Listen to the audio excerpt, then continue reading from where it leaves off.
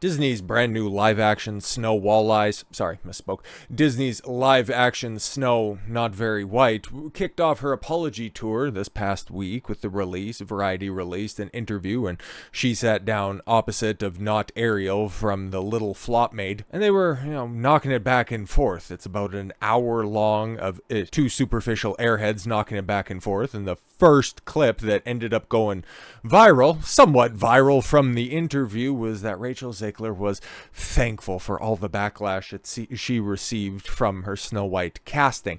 Wasn't so much the casting in so much as everything that she said in the lead up, because as many times as we've talked about this, I have been fairly magnanimous when it comes to dealing with her and the fact that she could have made it work, but her insufferability and her comments about the beloved Snow White tale, the film that launched Disney proper, the Disney Animation Studios, was built off the back of this 85-year-old tale. If she didn't do that, if she just simply said, yeah, you know what, okay, might not look like the traditional interpretation of Snow White, but you know what, I like the story, I really like the story, and I think we can do some amazing stuff with it. I thank Disney for this great honor that they bestowed upon me to bring their company launching animation to real life and cast me in that role.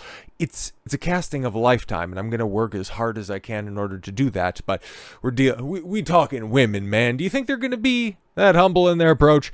Yeah, exactly.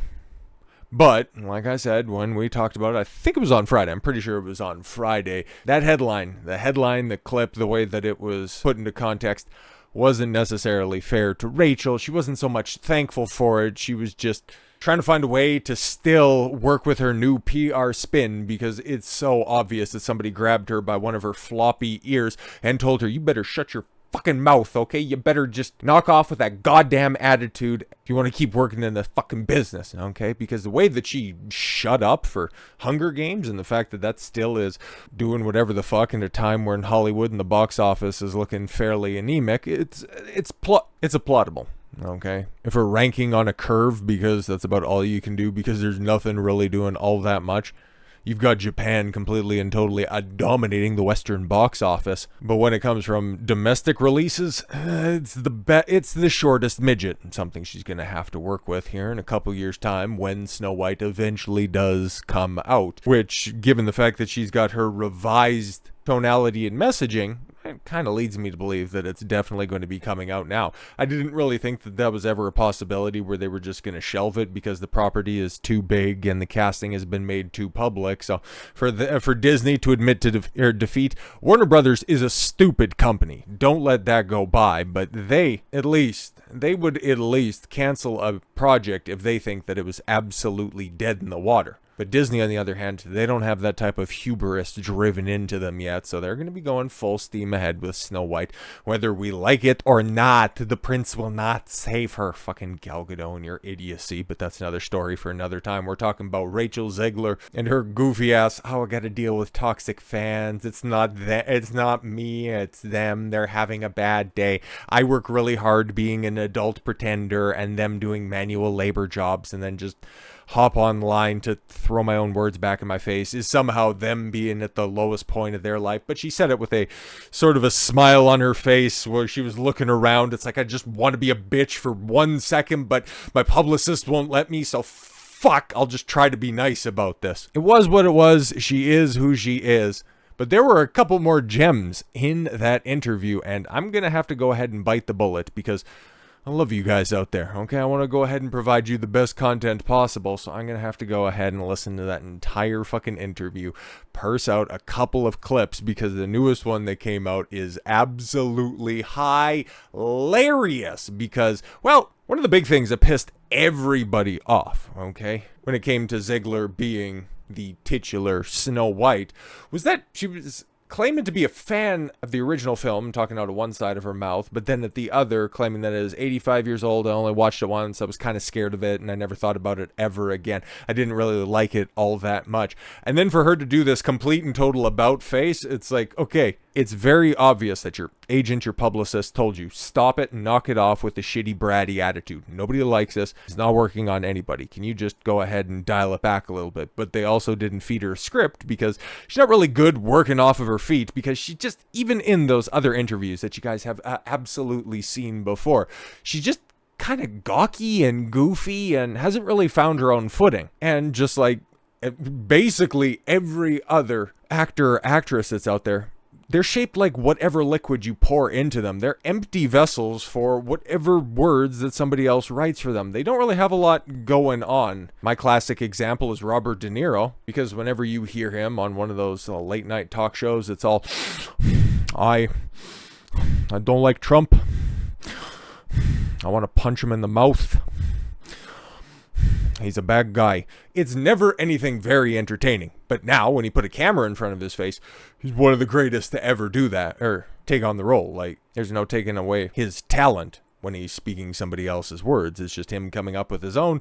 There's a little bit more of a tooth-pulling exercise, if you will. And Zegler and many other up-and-comers in Hollywood are kind of cut from that same cloth. I don't really think that it's all that different from back in the day, but they also didn't have to contend with social media and being constantly videotaped 24/7. Who knows? Cary Grant might have been a complete and total inarticulate dick, but we're never going to know.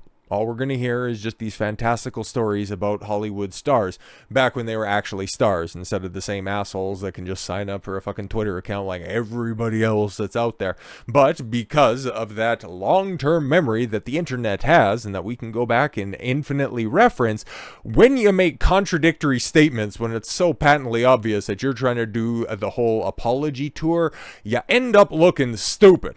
After trashing animated original, live-action Snow White star Rachel Zegler now claims, I love everything the Disney company has put out in the past 100 years. Did I do good? Sorry, I wasn't supposed to say that part out loud. It's like Joe Biden reading the teleprompter. Now listen, man, as a wise man once said, I need to check my diapers 3 times a day. End of quote. You're not supposed to go through and completely read off the cue card. What the fuck are you doing? In a change of tune, ostensibly inspired by the absolutely massive backlash for even general audiences against her original opinion after having trashed and dismissed the Disney's animated original, live-action Snow White star Rachel Zegler has now taken to claiming that she actually loves everything the studio has released in the last century.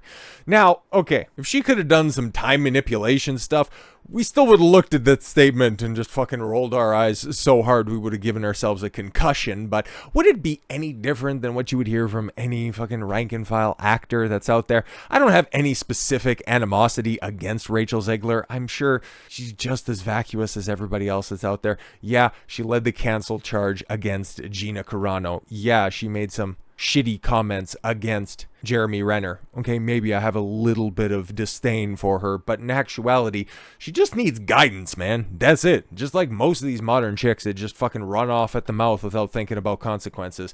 Unfortunately for her, and something that I pointed out in previous videos as well, she looks like somebody, and she acted like somebody that has never been told no by somebody of authority and actually had them mean it. Now, we're seeing the ramifications of that. She is just as moldable as room temperature silly putty, man. Really not that difficult, okay? All you need to do is just have a cursory amount of interaction with women to figure this stuff out, man. When they're allowed to just run wild like that, they're just gonna act out some of the worst programming that society has on display. The whole boss bitch initiative, strong independent woman archetype, that intrinsically fights back against their internal programming. But at least somebody caught her right now. But who knows, this could be a quick about face trying to save her career, and then she just immediately goes back to trashing everybody and everything. But we'll see, because I also have an idea about what's going to ultimately happen with this.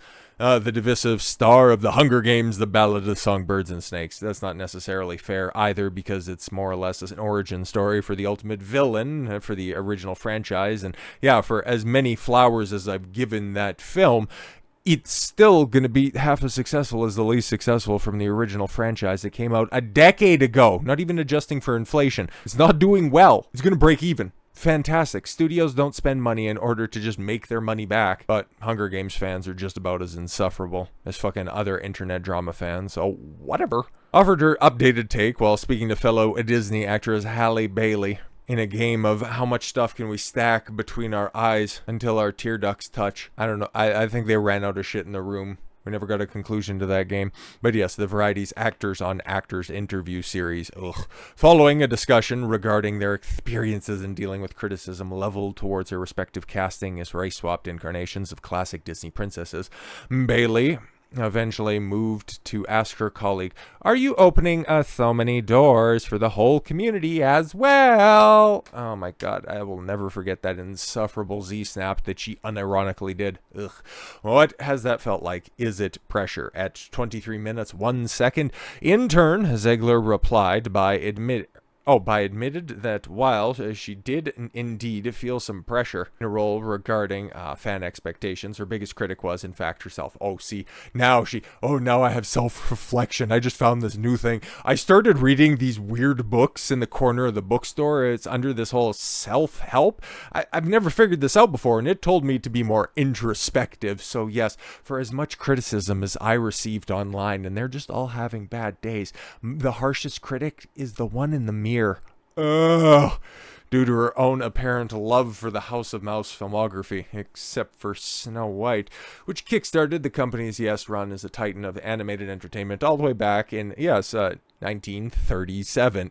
It's 85 years old. It's not 1937 anymore.